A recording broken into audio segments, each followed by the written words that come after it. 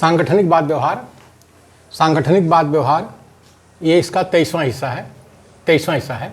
Beginning with an agreement, beginning with an agreement, शुरुआत सहमति से करना चाहिए, शुरुआत सहमति से करना चाहिए।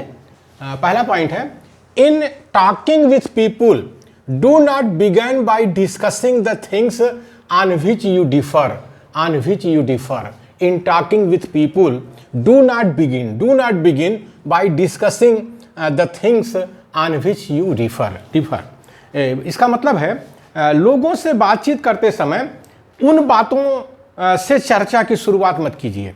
लोगों से बातचीत करते समय उन बातों से चर्चा की शुरुआत मत कीजिए जिन पर आप मतभेद रखते हैं, जिन पर आप मतभेद रखते हैं, उनसे उस टॉपिक से जो है चर्चा नहीं करनी चाहिए, शुरुआत नहीं करनी चाहिए।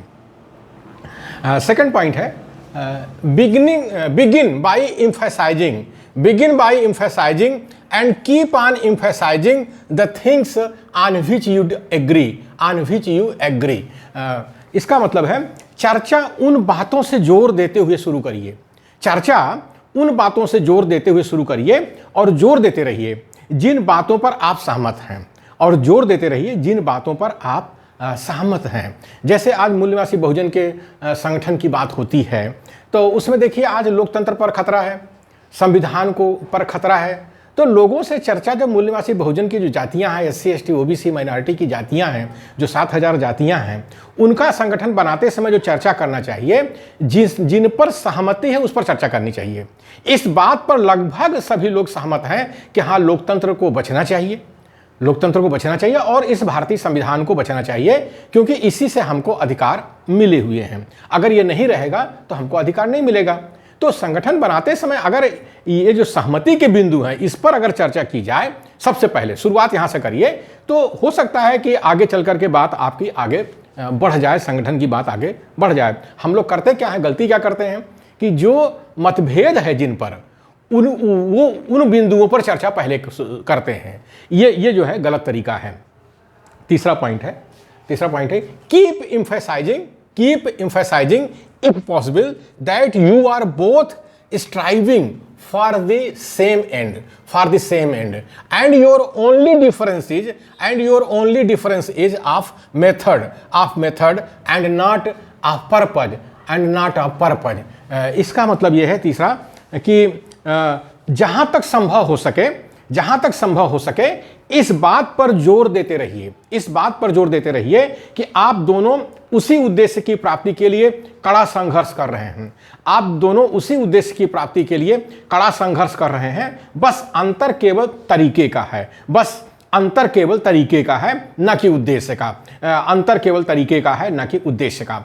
अब जैसे हम पहले ही हमने एग्जाम्पल दिया कि मूल्यवासी बहुजन का संगठन बनाते समय इस बात पर लगभग सहमति है कि हाँ, संविधान बचना चाहिए और लोकतंत्र को बचना चाहिए। तो चर्चा इसी बात में होनी चाहिए कि जहां तक संभव हो सके इस बात पर जोर देते रहिए कि आप दोनों उसी उद्देश्य की प्राप्ति के लिए कड़ा संघर्ष कर रहे हैं। बस अंतर केवल तरीके का है, न कि उद्देश्य का। अब देखिए तरीके का क्या अंतर है, तरीका उसका हमारा अंतर हो सकता है। जैसे एक तरीका लोग है कि सुप्रीमो तानाशाह के नेतृत्व में भी हम संगठन बना सकते हैं, ये है तरीका। दूसरा तरीका लोकतांत्रिक का है कि लोकतांत्रिक ढंग से संगठन बनाना चाहिए।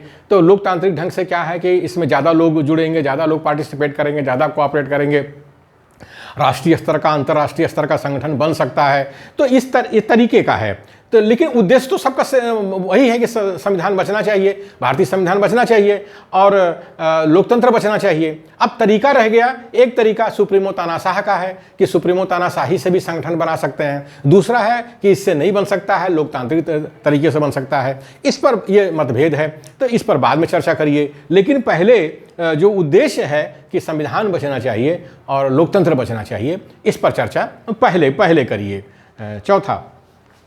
चौथा पॉइंट है when a person says no and really means it, he is doing for more than saying a word of two letters। He is doing for more than saying a word of two letters, यानी no, no 2 letters है, इसमें 2 letters है। ये चौथा है साथियों, जब एक व्यक्ति नहीं कहता है, जब एक व्यक्ति नहीं कहता है और वास्तव में उसका वही आशय है, और वास्तव में उसका वही आशय है, तो वह व्यक्ति बहुत कुछ कह रहा होता है, वह व्यक्ति बहुत कुछ कह रहा होता है, बजाय इसके कि वह 2 अक्षरों का शब्द कह रहा है, बजाय इसके कि वह 2 अक्षरों का शब्द कह रहा है। जैसे उसने कहा कि नहीं, लोकतांत्रिक तरीके से हम संगठन नहीं बना सकते हैं, तो वो नहीं कह रहा है। नहीं कहने का मतलब है उसको लोकतंत्र पर विश्वास नहीं है। अगर दूसरा आदमी ये कह रहा है कि सुप्रीमो तानाशाह से संगठन नहीं बन सकता है, अगर नहीं कह दिया है तो नहीं बन सकता है, इसका मतलब कि उसको तानाशाही पर बिल्कुल विश्वास नहीं है। तो इन चीज़ों पर हम लोगों को ध्यान देना चाहिए कि नहीं जो आ जाता है, तो नहीं केवल 2 शब्द हैं इसमें, लेकिन नहीं जो है बहुत कुछ कहता है, उस व्यक्ति की पूरी विचारधारा को व्यक्त कर देता है कि कौन लोकतांत्रिक है और कौन तानाशाह है। 5वां पॉइंट है साथियों, his entire organism glandular, nervous, muscular gathers itself together into a condition of rejection, उसके सारे अंग, जो ना कहता है, नहीं कहता है, उसके सारे अंग, चाहे वो नसें हों, मांसपेशियां हों, सभी की सभी इकट्ठे होकर अस्वीकार की मुद्रा में आ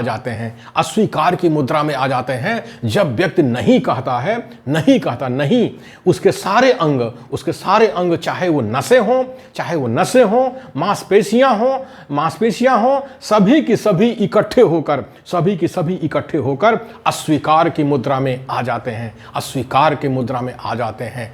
तानाशाही से संगठन बन सकता है, लोकतांत्रिक ढंग से नहीं बन सकता है। अगर नहीं कह दिया तो समझ लीजिए वो लोकतंत्र को नकार रहा है। अगर दूसरे ने कहा कि लोकतांत्रिक ढंग से संगठन बन सकता है और सुप्रीमो तानाशाही से संगठन नहीं बन सकता है, तो वो तानाशाही को नकार रहा है।